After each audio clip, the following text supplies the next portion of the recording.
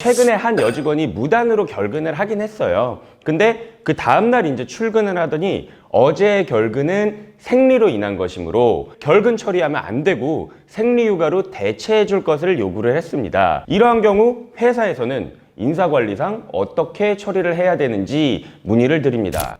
일단 생리휴가에 대해서 우리가 뭔지 좀 알아봐야 될 것 같아요. 근로기준법 제73조는요, 사용자는 여성 근로자가 청구를 하면 월 1일의 생리휴가를 주어야 한다라고 규정해서 이제 생리휴가 제도를 명시하고 있는데요. 생리휴가 제도는 근로기준법 제정 때부터 산업 현장에 열악한 노동 환경 하에 있는 여성 근로자들을 보호하려는 취지에서 도입이 되었습니다. 그러면 생리휴가의 부여 요건에 대해서 조금 설명을 드릴 텐데, 생리휴가는 원칙적으로 모든 여성 근로자에게 부여가 돼요. 따라서 생리휴가는 연령, 근로 형태, 즉 파트타이머, 계약직, 일용직 등 비정규직 여부를 불문하고요. 직종이나 소정 근로인의 개근 여부, 근로 일수 등에 관계없이 생리 현상이 있는 여성이라면 누구에게나 부여되어야 합니다. 단, 폐경이 지난 고령이라든지 혹은 자궁 제거, 혹은 임산부 등으로 생리가 없거나 일시 중단되는 경우에는 생리휴가를 부여하지 않아도 무방한 겁니다.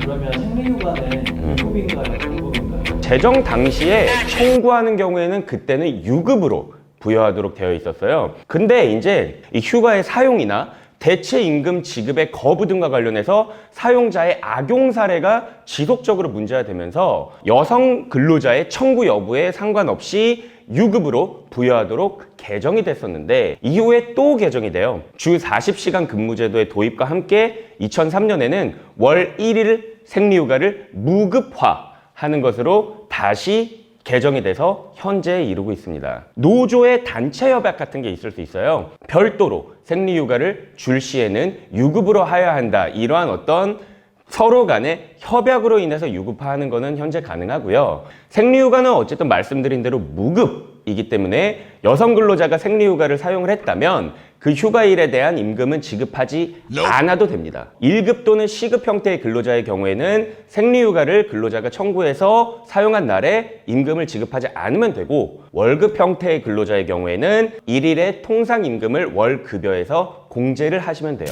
그리고 생리휴가는요, 여성 근로자가 청구를 해야지 부여되는 제도예요. 만약 근로자가 사전 통보 없이, 이러한 사전 청구 없이 무단으로 결근한 후에 생리휴가를 사용한 것이라고 일방적으로 통보한 경우에는 사용자는 이를 거부하고 무단 결근으로 처리해버릴 수도 있다는 점 유의하셔야 돼요. 그런데 현실이 조금 다를 수가 있어요. 사용자가 여성 근로자의 생리 사실을 입증하기가 상당히 어렵다는 거죠. 명확하게 임신기간 등이라는 그러한 사실이 아닌 이상 통상적으로는 그냥 일반적으로, 일률적으로 여성 근로자들에게 생리휴가를 월 1회 부여하는 경우도 많습니다. 그렇다고 이제 생리휴가를 연차처럼 붙여 쓴다라거나 반차로 나눠 써도 되는 건 아니에요. 고용노동부도 어떻게 얘기를 하고 있냐면, 월중 생리 현상이 있는 1일을 사용 시기로 정해야 되고, 두 번째, 실제 생리기간이 아닌 날에는 사용을 할 수 없고, 세 번째, 사용 시 사용자에게 사전 통보를 해야 하며,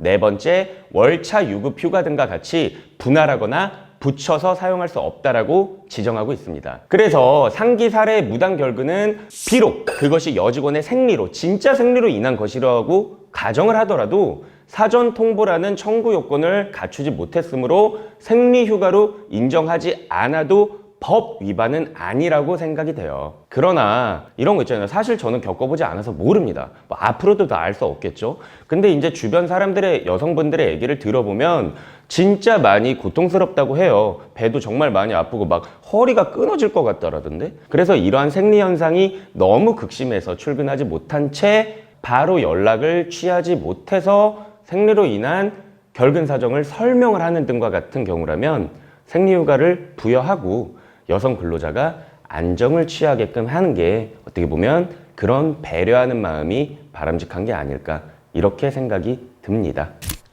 자, 그래서 오늘은 생리휴가의 청구 시기에 따라서 이게 무단결근이 되느냐 혹은 생리휴가로 인정이 될 수 있느냐 이 부분에 대해서 여러분들께 설명을 드렸습니다. 사실 생리휴가에 대해서는 조금 예민한 부분들이 있는 게 사실이에요. 이걸 어떻게 사용자 측에 내가 진짜 생리기간이라는 거를 증명을 해야 되나 이런 문제가 추가적으로 부수되기 마련인데요. 어쨌든 제가 말씀드린 그런 법적 요건들을 사용자 측이나 근로자 측이 잘 숙지하셔서 우리가 법 제조로서 보장되고 있는 생리휴가를 무리 없이 사용하실 수 있게 되길 바랍니다. 그럼 제 영상 좋으셨다면 좋아요, 구독 부탁드릴게요. 감사합니다.